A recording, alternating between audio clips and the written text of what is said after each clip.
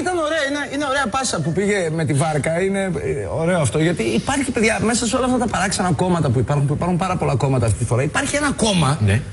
Το ξέρατε ότι υπάρχει αυτό το κόμμα? Είναι ένα κόμμα που εμφανίστηκε στη Σουηδία το 2006.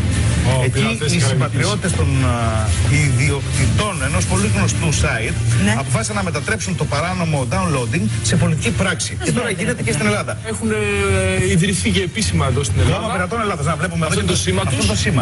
Και θα κατέβουν στις επόμενες βουλευτικές εκλογές. Είναι υποψήφοι. Είναι υποψήφοι. Κόμμα Πειρατών Ελλάδος. Για εσάς που δεν ξέρετε να ψηφίσετε. Κόμμα Πειρατών Ελλάδος. Κυρίες και κύριοι, πόσος κόσμος ρωτάει. Είναι φοβερό, δεν το έχω ξαναζήσει αυτό. Πάρα πολλοί κόσμος ρωτάει τι να ψηφίσουμε. Αυτή η απορία είναι στον αέρα περισσότερο από κάθε άλλη φορά. Και ξέρετε, κάνω ένα διάλογο, μια μικρή παρένθεση τώρα, αλλά θέλω να το πω. Κάνω ένα διάλογο συνέχεια, όποτε μου το λένε αυτό. Τι να ψηφίσουμε, Ραντώνη, τι να κάνουμε. Λέω, ξέρω εγώ, τι νομίζεις ότι σε εκφράζει? Μιλάω με κάποιον.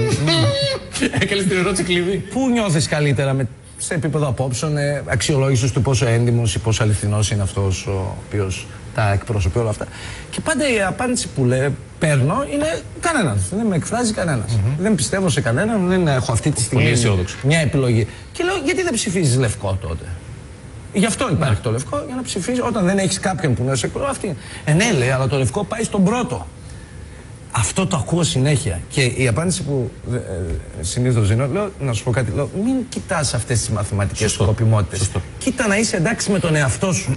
Γιατί αν αυτό εσύ θέλεις να ψηφίσεις, αν αυτό σε εκφράζει, να είσαι εντάξει με τον εαυτό σου. Πώς μαγείρεψαν τους εκλογικούς νόμους είναι τίμη απέναντί σου. Το ότι όντως μαγείρεψαν και κάναν αυτή τη χυδαιότητα, όντως. Με 1% να περάσει το πρώτο κόμμα, παίρνει συν 50 βουλευτές. Όντως συμβαίνει, αλλά τι να κάνουμε από εκεί και πέρα, δεν συμβαίνει όμως μόνο αυτό. Είναι και ένα μήνυμα. Το λευκό που θα γράψει ένα ποσοστό. Πολλά πράγματα. Τέλος πάντων, οι πειρατές, κυρίες και κύριοι, όμως παρόλα αυτά, οι πειρατές της Ελλάδος κατεβαίνουν. Με το λευκό να πηγαίνει στο πρώτο κόμμα, ο Σαμαράς θα βγει με κανένα 87%. Έτσι όπως τα κάνανε. Για να τους δούμε. Όταν όλη η χώρα καίγεται, μόνο μια χούφτα πειρατές μπορούν να τη βάλουν στον ίσιο δρόμο. Άντρες μου, είστε έτοιμοι να κατεβούμε στην πολιτική? Θα ξεβρωμίσουμε τη χώρα προς ολοταχώς. Οι πειρατές ξεκίνησαν. Κάνανε κόμμα! Οι πειρατές της πολιτικής. Οι μόνοι που μπορούν να τα βάλουν με το σάπιο κατεστημένο. Λεφτά υπάρχουν. Λεφτά υπάρχουν. Οι μόνοι που δεν θα πιαστούν στα πλοκάμια της διαπλοκής. Δηλαδή μας λέτε ότι αν γίνεται κυβέρνηση δεν θα μας δίνετε δημόσια έργα.